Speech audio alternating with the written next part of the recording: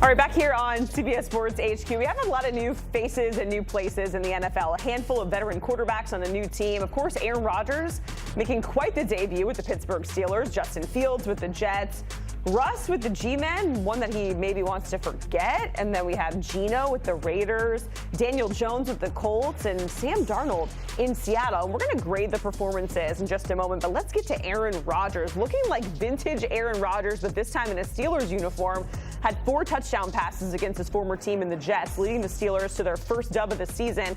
And Rodgers, of course, being Aaron Rodgers, saying, I was happy to beat everyone associated with the Jets, because he's always good for a good soundbite, isn't he? And Justin Fields, who was Pittsburgh's starter early last season, who led the Steelers, if you remember, to a 4-2 start to the season before he got benched for Russell Wilson. Fields had 2 rushing touchdowns and threw a scoring pass in that loss to Pittsburgh. Yeah, so they were both good. Yeah, exactly. On the other side of the coin, Russell Wilson, who was never able to lead the Giants into the end zone in a 21-6 loss to the Commanders. Wilson, under 50%, 17 for 37, threw for 168. And Brian Daboll, despite that performance, says they're going to be sticking with Russell Wilson this week, taking on the Cowboys. They ran 7 plays from inside the 3 and did not score a touchdown. Danny Kanell grading these old faces in new places. And Russell Wilson gets an F. An F. Aaron Rodgers, A+, Geno Smith, A, Justin Fields, B+, even in a losing effort. Daniel Jones was really good for the Colts in a blowout victory of the Dolphins, and Sam Darnold, C+ in his debut for the Seahawks. Let's bring in Danny Kanell, and we got to start with Russell Wilson here. Professor Kanell. Professor on. Kanell, yeah, thank you. I didn't even think teachers were allowed to give kids Fs anymore, but I guess you could give a grown man an F. Why not just go all the way, give him an F-? Yeah, I mean, if I could, I would have. It was about as abysmal performance as you could hope for in a opener against a division rival. They were not able to generate any sort of offense. I didn't think Russ looked comfortable in the pocket when there was pressure. He didn't know where to go with the football. It looked a little bit more like a dink and dunk version of Russell Wilson, and it was a worthy question. We had it on the postgame show last night. Like, should they actually make the switch to the rookie and Jackson Dart? And I think Brian Daboll, clearly he has to handle this situation very delicately. I still think Russell Wilson gives him the best chance to win, but that is starting to dwindling. I think you give Russ 1 month, Chris. I think you give him 1 month and say, this is your opportunity. If you can show us that you can get a win or two, then we'll go ahead and keep riding with you. But if you cannot, and if it looks like that again, we're going to go ahead and break the glass and go to the rookie and start working towards the future. I know a lot of people wanted that anyway from week 1. I don't know if that was the right decision, but it was an ugly, ugly performance for Russell Wilson and the Giants. Wait, you give him an F, but you still are going to give him another month here? Why not make a change? Here's what about Jameis Winston? Well, I mean, Jameis wouldn't be a bad option, but I mean, the fact that Jackson Dart was the number 2 yesterday, he wasn't even the emergency, shows you they feel pretty good about him. But what we don't know is how ready is Jackson Dart. Preseason is one thing. We see guys light it up all the time in the preseason. You have to remember, you are playing with the most basic version of your playbook, and you're playing against the most basic version of every NFL defense. You're not getting a lot of different looks.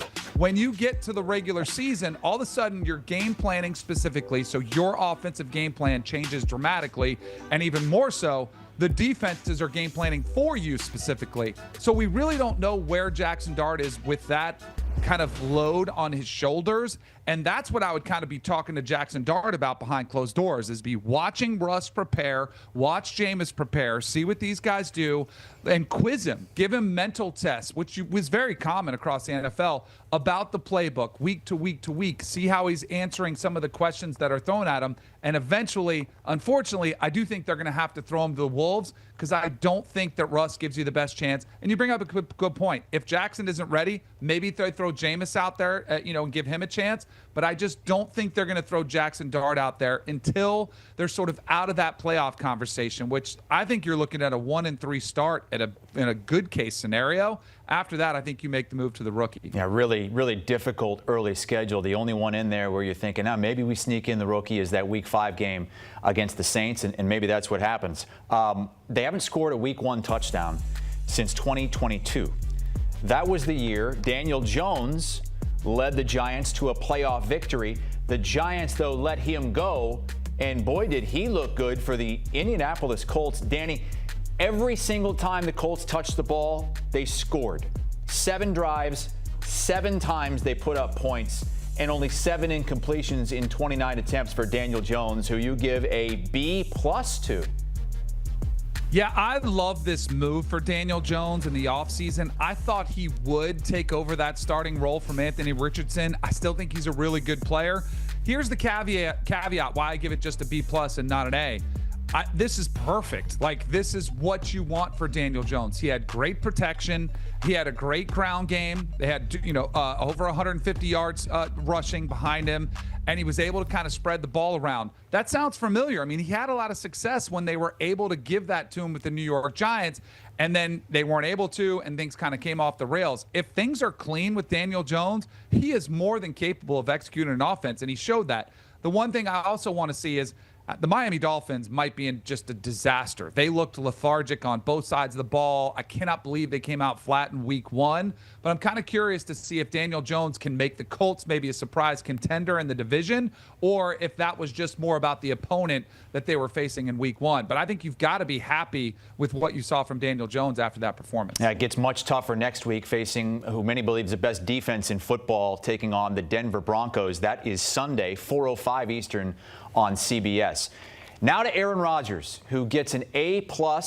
This was one of the best Pittsburgh quarterbacking performances in a long time. In fact, the last time a quarterback for the Steelers threw 4 touchdowns in a game was 5 years ago. Aaron Rodgers has won 2 MVP awards since then. Danny, if he keeps this up, could he have another? Yeah, I mean, he could. Now, we'll see if he keeps it up. I mean, but if you put up those type of numbers and you bring Pittsburgh to the playoffs, which I don't think is out of the realm of possibility, then yeah, I mean, what a story that would be at his age to be able to compete with the younger generation like Lamar Jackson, like Josh Allen, like Joe Burrow. It would be the story of the NFL. But can he keep it up? I thought the great thing for Aaron Rodgers was how comfortable he looked in that system. There's been a lot of conversation about he and Arthur Smith, that relationship.